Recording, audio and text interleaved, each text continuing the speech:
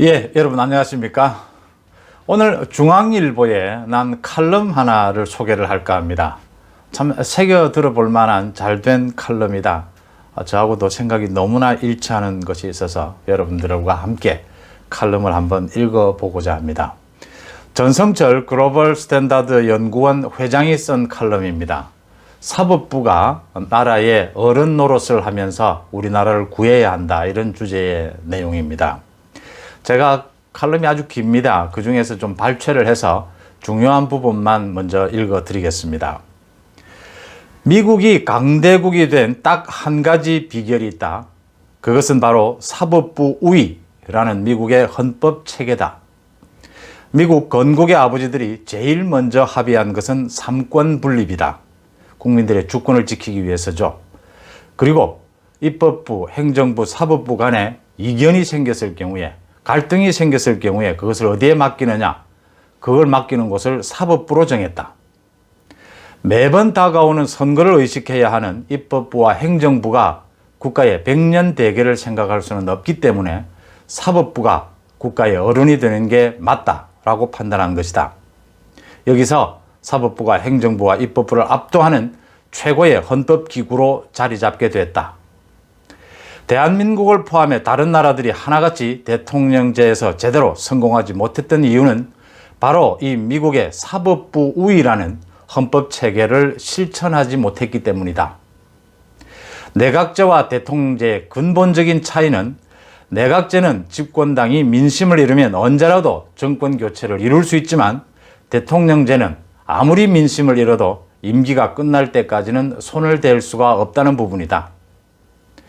자연히 대통령제에서 대통령과 여당은 장기 집권을 위해 온갖 무리수를 두게 된다. 대통령의 힘이 워낙 세기 때문에 야당이나 국민이 그 무리수를 저지하기란 쉽지 않다. 그래서 거의 필연적으로 격렬한 갈등과 피비린내 나는 패싸움이 뒤따른다. 이것이 대통령제의 본질적인 약점이다. 이것을 제어하고 해결하는 것이 사법부의 임무다. 이번에 추미애 법무부 장관이 저지른 윤석열 검찰총장 정직 파동은 권력이 얼마나 오만해질 수 있는지를 보여주는 역사에 기록될 만한 큰 사건이다. 만일 코로나가 없었다면 수백만 시민이 거리로 뛰쳐나갔을 것이다. 하지만 이 정권의 사악한 의도는 대한민국 법원이 내린 두 개의 심판으로 좌절될 수 있었다. 좌절시킬 수 있었다.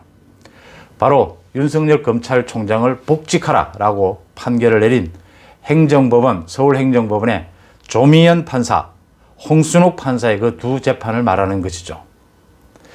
그 심판을 내린 법원의 용기와 결단은 대한민국 역사에 길이 기록되어야 할 값진 사건이다. 미국 대통령제가 성공한 것은 바로 미국의 연방법원 판사들이 지난 역사에서 수백 번 이런 부류의 용감한 심판들을 내렸기 때문이다. 우리나라에도 드디어 그런 사건이 터진 것이다. 미국같이 평생 임기보장 같은 안전망도 없는 우리 판사들에게서 그런 용기와 소신이 나올 수 있었다는 사실에서 국민들은 대한민국의 미래에 대해 다시 진정한 희망을 갖게 됐다.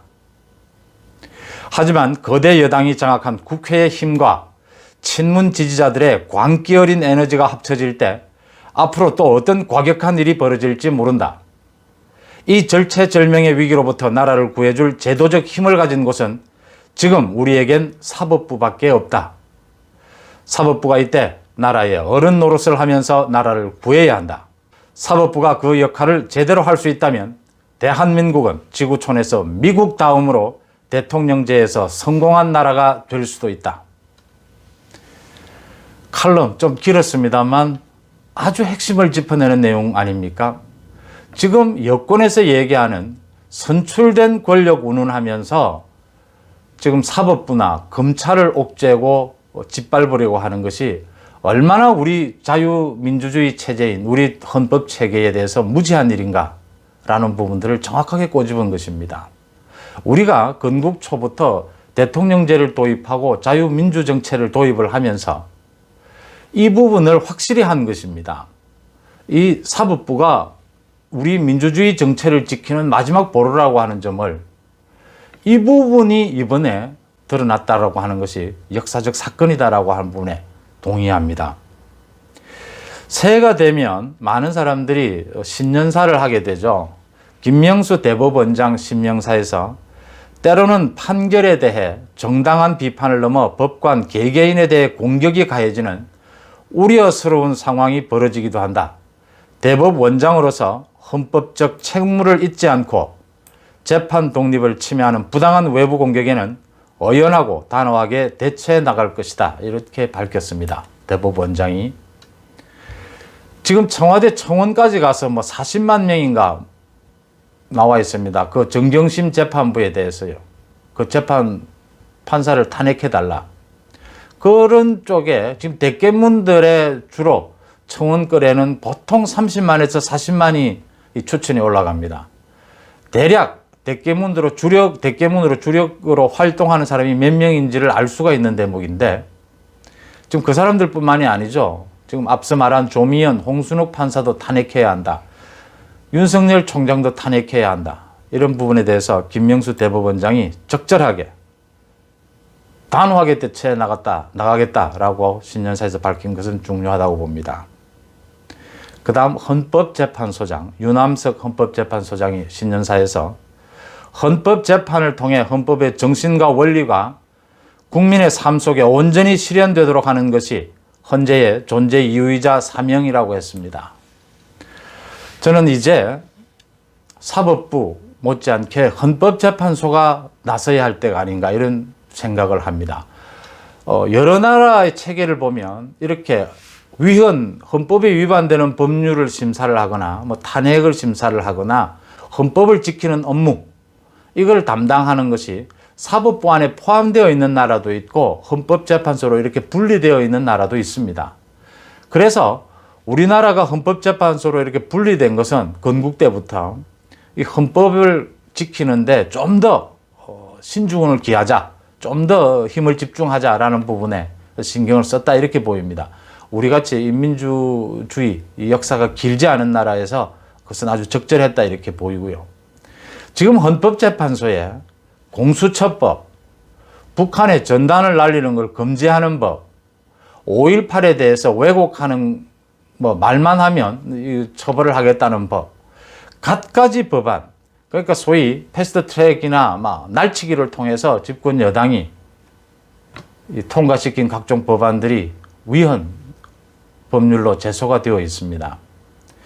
이제는 헌법재판소가 나서야 할 때가 아닌가 이렇게 보입니다. 헌법재판소의 기본적 업무, 지금 헌법재판소장도 얘기했지 않습니까? 우리 헌법의 정신이 국민의 삶 속에 실현되도록 하는 것, 그것을 이제 보여줘야 할 때가 아닌가 이렇게 보입니다. 미국이 250년 동안 세계 각국에서 모인 사람들이 저렇게 빠른 시간 내에 세계적인 강대국으로 성장할 수 있던 이유를 여러 군데서 찾지 않습니까? 그러나 제도적 틀에서는 이 헌법 체계에서 짚어낸 부분 동감합니다. 한번 챙겨볼 만한 내용이 아니었나 이렇게 보입니다. 고맙습니다.